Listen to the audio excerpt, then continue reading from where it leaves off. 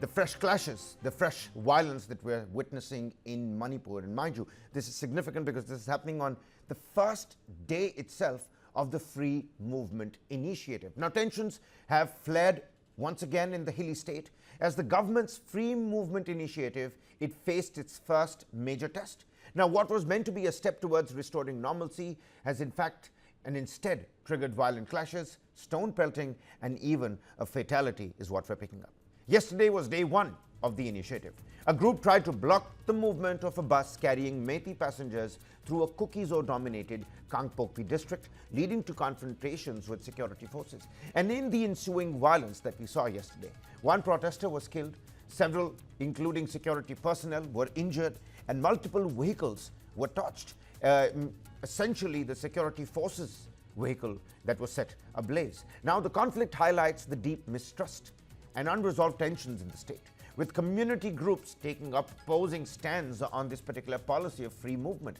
And was this an inevitable fallout or a failure in execution? What does this mean for peace efforts in the region? Well, to break down this particular situation and its implications, we're going to be joined by P.K. Mishra, former ADG, the BSF.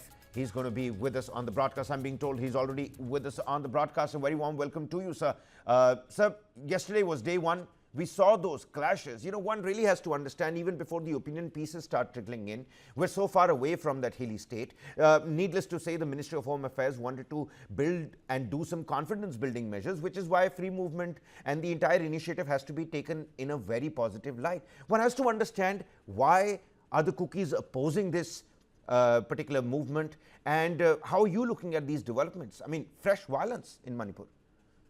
Kabir, I can well tell you, we have clearly stated what all happened yesterday. We had one killing and about 40 injured, including security forces. More than 20 they were injured, and one security force vehicle was completely it was set into fire. We lost a lot of vehicles, and in fact the vehicle which was carrying two passengers, two Meiteis, that was also vandalized. And a lot of, in fact, there was firing on security forces from the militants. It happened at Kangpokpi and Torbuk. I can well tell you, it was the first day, and there were two buses. One was going towards Senapati via Kangpokpi, the other was going via from Imphal to Bishnupur and then to Churachandpur. That bus reached safe at Churachandpur and returned, but the one which went to Kangpokpi and Senapati, in fact, the Kukis, they had earlier planned, and most of the ladies, Kuki ladies, they they came on the road, and in fact, they started pelting stones, and a few of the miscreants, they joined and fired at security forces. This shows that a militant group, they do not want peace in this state. And in fact, it's the first day when Amit Shah declared that yes, on 8th we'll be starting free movement of Meiteis and Kukis and Nagas and Kongals and whatnot, wherever they want to go. But on the axis of Dimapur, it failed. It failed very miserably. And I can well tell you that today again, all the Kotu groups and Kuki Jochin groups, they have declared that indefinite strike will continue on Dimapur Road, Kangpokpi Road, and Jiribam Road, and also Churachandpur Road, and also in Tignopal and More and Chandel Road. They are blocking it today indefinitely. This shows that a group they do not want. They are vehemently protesting for union separate duty and separate administration, which Mr. Amit Shah yesterday, our Home Minister, he has categorically denied that he will not agree for any separate administration for Kukis in that area. But I can well tell you, the peace will come slow, and whatever it has happened yesterday, it has happened.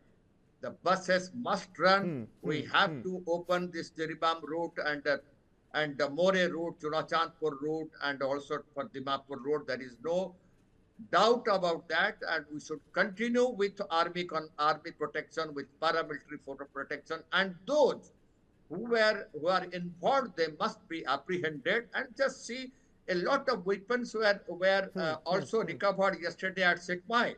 So now counter-insurgency operations has continued very vigorously, and I'm very sure all the security forces, they will do their best. You see, I salute to those security forces yesterday at Kangpokpi and Torbung, where they showed a lot of restraint. They were fired at, and their vehicles were burnt, but yet they didn't open fire more, and it's just one casualty was there. Of course, a lot of security forces, they were injured. It is fine, but we have to see that peace will come slow, and the dialogue and peace process must continue You're between. absolutely right, sir. You're absolutely right, because like you pointed out, peace comes slow, and not just comes slow. Yeah, I mean, a peaceful revolution of sorts also, you know, it's like a tree. absolutely. It's a very gradual process. We must have faith in the process. You know, for the longest time before the president's rule, sir, people were saying there are no confidence building measures that have been Yeah. placed. Now that we have one, I just don't understand, you know, my limited opinion on this particular conflict. I just don't understand why people are opposing such a good measure. I mean, it restores access to road and highway. What better first step after a president's rule? Kabir, you are absolutely correct. It is not that the cookies they are demanding. It is what the militants and criminals they are demanding. They have totally, they are powerful with a lot of weapons which have come. Some of them were, I mean, they were looted from Armory, but maximum of it came from Myanmar. With that of drugs coming, the money coming, and the weapons coming from Myanmar, they are thickened, and they have the audacity to fire on security forces, and that will not be tolerated. As Mr. Amit Shah and Mr. Our governor of Manipur has stated, we must go all out. It has happened in 2002, 2003 also. I was there when as DIG Manipur. We continued this vehicle movement to Churachandpur and More and Churachandpur, More and Dimapur with force, and the convoy must run. The peace must come back, and dialogue should continue. But all these persons, militants, those who are having weapons, we have to be very strict on them. They have to be apprehended. Earlier, I was telling in your channel, why not, I mean, Jogi model to come to Manipur? Nothing bad. Anybody who is having weapon, the Jogi model should come. We have to be very strict on that. That is what governor has also told, that we should not leave anybody who is having weapons, who is firing at us on security forces. And Kangpokpi area, we have to have deployment on both the sides of the road earlier, as we were doing it on the hilltops where they were having bunkers. 15 bunkers were removed by security forces. What do you mean by bunkers? You are constructing bunkers to fight, to fire on road and fire on Meiteis. It is obnoxious, and no such bunkers will be allowed to be constructed by the side of the road, and we must cover up all the hilltops and ensure the vehicles must pass, the Meiteis must go wherever they like, and the Kukis must go in also plain area in Imphal East and Imphal West. Nothing should happen. We should give them the security, and then only the peace will come. But those 60,000 people who were displaced, first of all, we have to look into that. That is what governor is doing and chief secretary is doing. Those displaced persons are being looked after very seriously, and they have been asked that they will get all the help from the government. And Right. the first and foremost thing, law and order and security has to be protected in Manipur, for which I mean, whole security scenario should change. We must go out for counterinsurgency operation. We should go out for fencing of the border. We should go out for a deployment of a border guarding force in Myanmar, Manipur border. There is no alternative. We have to do that so that the weapons cannot come, the drones cannot come. The You're drones absolutely are right, being sir. You're absolutely right. And, you know, Mishra sir, at this point in time, we're also learning about the area domination drills. yeah. So many of those weapons that have been recovered, very, you know, news that is, of course, in good light. I'm looking at day 2 now. We saw the Yeah. buses meeting that resistance and the ensuing chaos that we soon learnt of. How do you think day 2 is now going to pan out? What should be some of the key points that the security forces need to keep in mind? What are you expecting? You know, if I could, you know, stick my limb out and say good sense will prevail today. Kabir, I can well tell you, today the miscreants and the militants of the Kuki Jochin, I'm not telling about this community, I'm telling about the Kuki Jochin militants have expressed their anger that they will block the roads in all the axis, Chorachandpur axis, Tegnopal More axis, Jiribam axis, and this axis. Here am thinking that on day two, we have to see who are blocking it. All those blockades should be removed from the road, and we have to have more deployment of forces both the sides of the road and plan it properly so that when the convoy goes 2 kilometers ahead of convoy, 2 kilometers from the rear of the convoy, and 1 kilometer each from left and right side of the convoy, as we were doing it from Jammu to Srinagar, and earlier also we were doing it on Dimapur Road. The same thing should continue. We have enough forces, more than 80,000 forces in Manipur.